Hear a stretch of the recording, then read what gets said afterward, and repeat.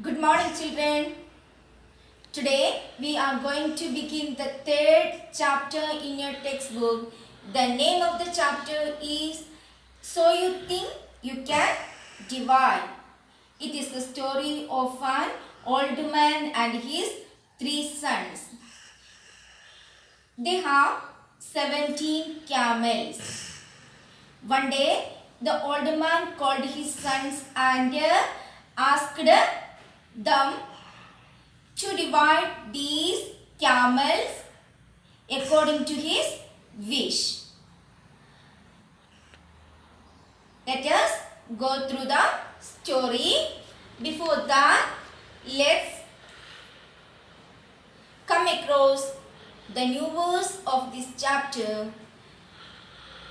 According to bequeath, eager, funeral, gloomy, obvious. Now look at the meaning of these words.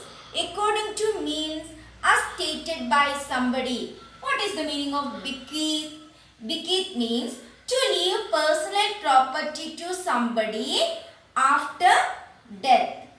Eager means keen. Funeral, a ceremony held immediately before the burial. Gloomy, gloomy means unhappy. Obvious, clear. In these new words, we can take bequeath and funeral as one word. Okay. Now, all of you look in your textbook. I will read the textbook. When you, after listening the reading, you have to read alone. That time you might have seen some more new words. If you don't know the meaning, look in your dictionary and underline those words. Okay. There was once an old man who had 3 sons and 17 camels. The sons were called Rupal, Nathu and Lalji. The father was getting very old, and one day he called his sons together and said, "Boys, I'm old, and one of these days I will die. When I am gone, please promise me that you won't quarrel over my camels."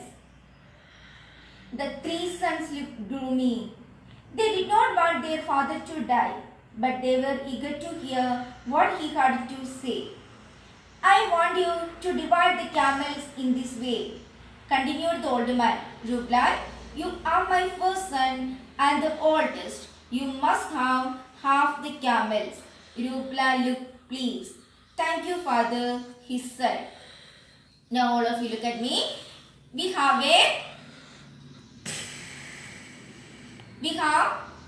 an old man and 3 sons.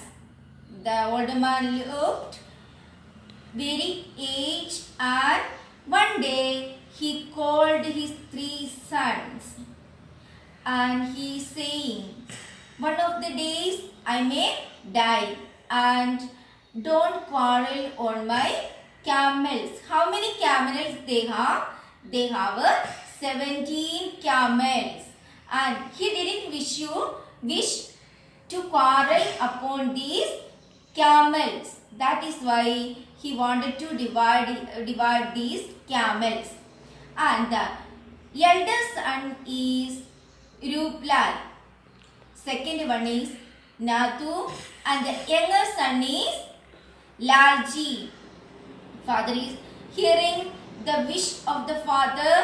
The sons got sad. Hearing the news, he may die soon, the sons become sad. But they wanted to know what he is going to say. Then the old man is saying, "Don't quarrel upon his camels."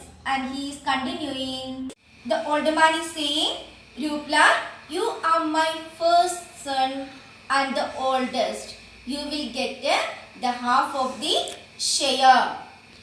Rupal looked happy and he is telling, "Thank you, father." Now look in your textbook. Nathu, said the older man, you are the second boy. You must take a third of the camels. Then he turned to the youngest boy and said, Lalji, you will get a ninth.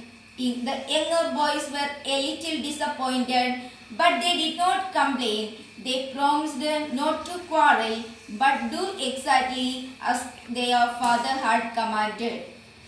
A few days later, sadly and very suddenly, the father died. The boys arranged the funeral, and when that was over, they got down to the business of sharing out the camels. Look at me. Then he called his second son, Nathu. What's the name of the second son? Nathu. Nathu, he told, you are the second boy, and you must take a third of the camels, 1/3 of the camels. Then he turned it to the third son, that is Lalji. Lalji, you will get a ninth, 1/9 of the share. After few days, father died, and they had arranged the ceremony. After the funeral of his father, they sat down to share the property. Property means here what is the property here? The camels. Look at me. Sorry, look in your textbook.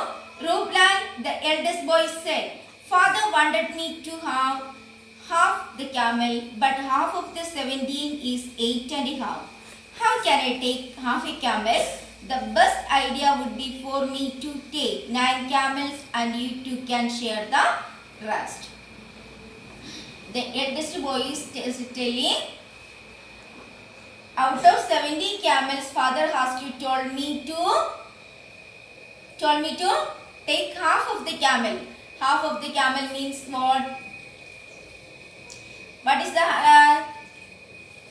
8.5? We cannot cut and share the camels. So, I will take 9. You can take the rest of the camels. The other two brothers looked stunned.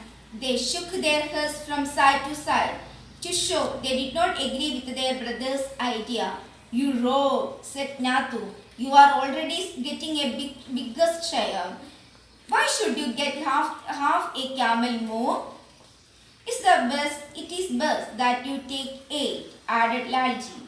Well, that is a good idea too, agreed Ruplan. But you know, it is not according to our father's wish. The brothers sat and thought for a while. They did not want to get into a big argument or come to blows. Then the youngest Lalji broke the silence. How about selling 1 camel and then dividing the money? He said brightly. The other two scowled and made their dislikes for their suggestion obvious. Hearing the suggestion of Ruplan, the other two brothers, Nathu and Lalji, looked stunned. They could not agree with the idea. Then Nathu got angry and he is telling, you got the biggest share, then also you want half a camel more.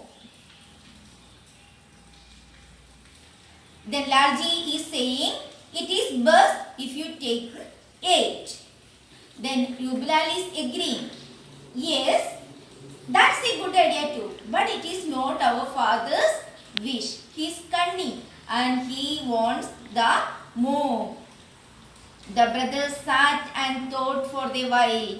They did not get into a big argument because they had promised their father they will not quarrel on these camels.